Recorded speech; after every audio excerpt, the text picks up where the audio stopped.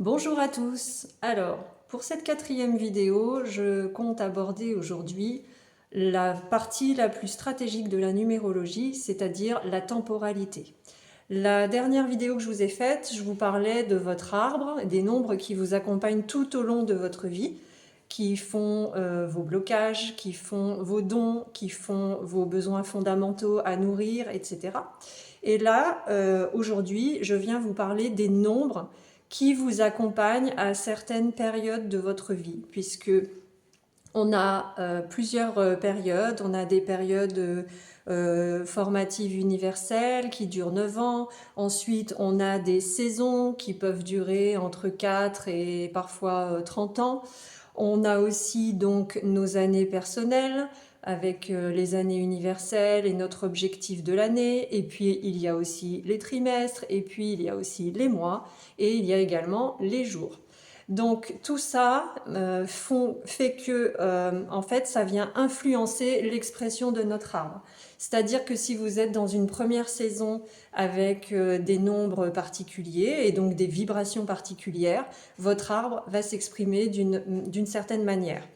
Et ensuite, la saison suivante, eh bien, il se peut que, par exemple, vous ayez envie de changer d'activité professionnelle, alors que ça fait peut-être 15 ans que vous êtes dans la même entreprise et que jusqu'à maintenant, ça vous satisfaisait parfaitement.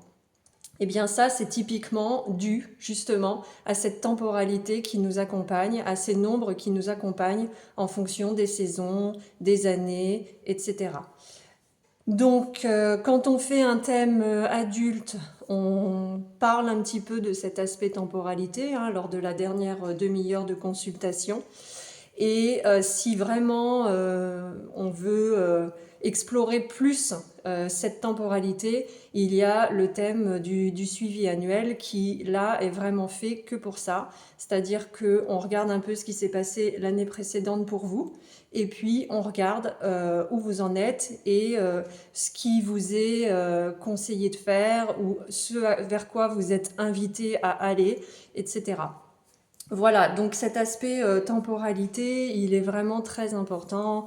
Il peut expliquer beaucoup de choses dans notre vie, notamment, je vous dis, des changements d'envie, des changements d'attitude, voilà, une envie de recommencer tout à zéro, de repartir sur un nouveau métier, etc.